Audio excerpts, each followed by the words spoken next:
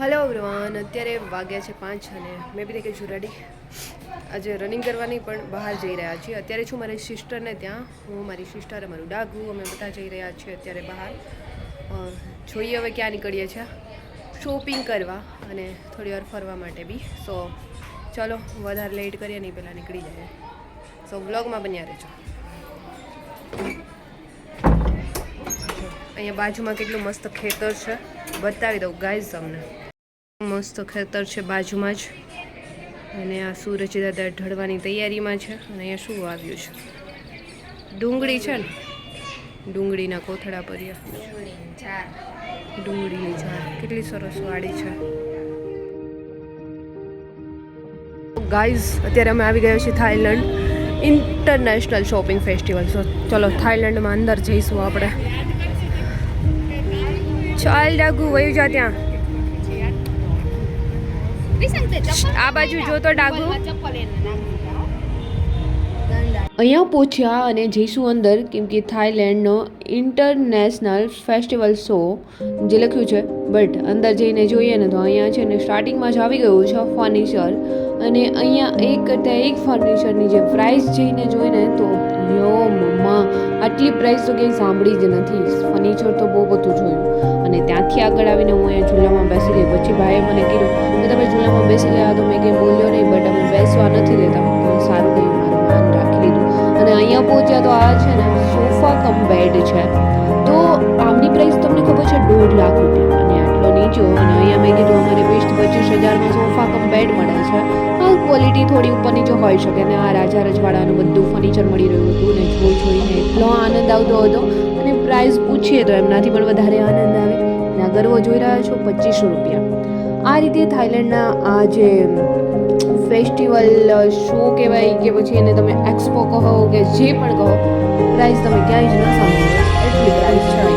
મને એવું લાગે છે કે અહીંયાથી શોપિંગ કોણ કરીને ગયા છે. બધું ફરીને જ્યારે મેં પૂછ્યું ને અહીંયા છે ડ્રાય ફ્રૂટ, એમના કોઈ પણ વસ્તુને પૂછીને 2500 રૂપિયા મળી. આ રીતે કંઈક બધી વસ્તુઓ છે. છતાં પણ અમે તો એન્જોય કરતા હતા. ત્યાંથી આગળ જતા રહ્યા છે ખરેખર. બટ પ્રાઇસ બી એટલી સુપર છે. કોઈ નહીં, ચલો આપણે બી એક દિવસ લેવાના જ છીએ. આજે નહીં તો કાલે લઈ તો લઈશું જ. ને આ મને બહુ વધારે પસંદ આવતું હતું, બટ એમની પ્રાઇસ કંઈક વધારે લાગતી હતી, એટલા માટે મેં છોડી દીધું.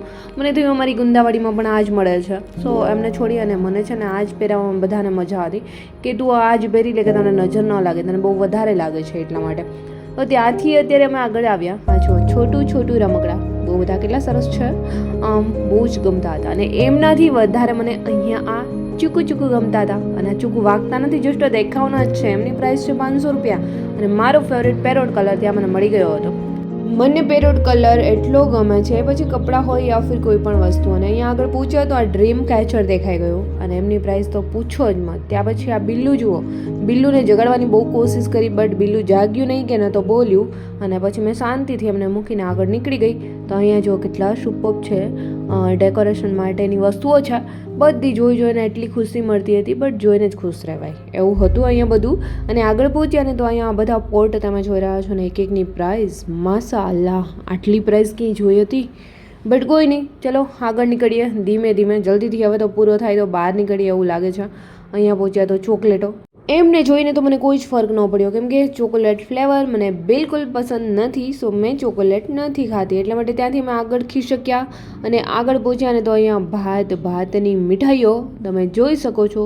અમુક તો તમે ક્યારે જોઈ પણ ન હોય એવી હતી. એટલે આપણે ટેસ્ટ ન કરી અને આગળ નીકળ્યા.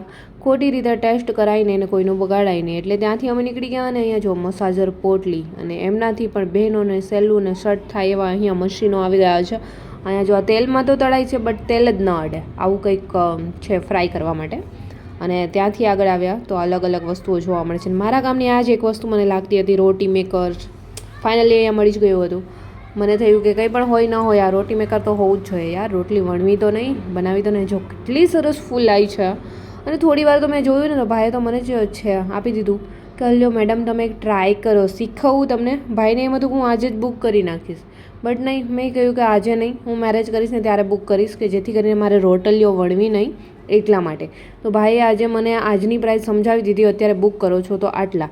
અને અત્યારે મને છે અહીંયા એમને પ્રેક્ટિકલી કરવા માટે હાથમાં આપી દીધું છે અને મેં પણ અત્યારે છાની મુની ઊભી રહીને પહેલાં પ્રેક્ટિકલી જોઈ લઉં, પછી જોઈશું અને આગળ વિચારશું. આવું વિચારીને હું પણ ત્યાં અત્યારે પ્રેક્ટિકલ રોટલી કરવા લાગી છું. જુઓ કેવી સરસ થાય છે ને, અને ધીમેથી એમને છે થોડી વાર પછી ઉપર મૂકશું ને એટલી સરસ ફૂલાઈને બહાર આવશે. પછી ખબર નહીં કે આ જ્યાં સુધી લોકો ઉપર ઊભા હોય ત્યાં સુધી ફૂલાઈ ગઈ, ઘરે લઈ જાય પછી પણ ફૂલાય છે.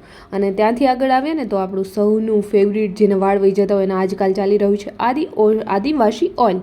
તો આદિવાસી ઓઇલ અહીંયા પહોંચ્યા ને તો અમે તો પહેલાં તો જોયું, બધું જાણ્યું અને કઈ કઈ બોટલ્સ એમાં યુઝ થાય છે અને ખરેખર રિયલ છે કે નહીં પહેલાં તો એ ચેક કર્યું. અને ફાઇનલી બધું ચેક કર્યા પછી 1500ની 2 બોટલમાં અમે અહીંયા લઈ જ લીધું છે. અને એકમાં છે ન્યૂ હેર આવી જાય છે એવું કહે છે, ને એકમાં ગ્રોથ અને લોંગ થાય છે. શું જોઈએ. અને ત્યાંથી આગળ આવી તો મને મારા કામની વસ્તુ મળી જ ગઈ. સોચીએ ઓર અમીર બનીએ. મને લાગ્યું શું ખબર, વિચારતા વિચારતા જ અમીર બની જાવ, એમાં એવું કંઈ સિક્રેટ લખ્યું હોય તો મેં લઈ જ લીધી આજે તો એમને, કેમ કે ધ સિક્રેટ મારી પાસે ઓલરેડી છે તો આ બી વાંચી જ લઉં હવે જોડે. ત્યાંથી આગળ નીકળ્યા અથાણા, થોડા ટેસ્ટ બી કરી લીધા અને થોડું લઈ બી લીધું. અને વ્લોગ અહીંયા જ કરી સમાપ્ત. વ્લોગ સારો લાગ્યો છે તો લાઈક, કમેન્ટ, શેર, સબસ્ક્રાઈબ જરૂર કરજો. જલ્દી મળીશું.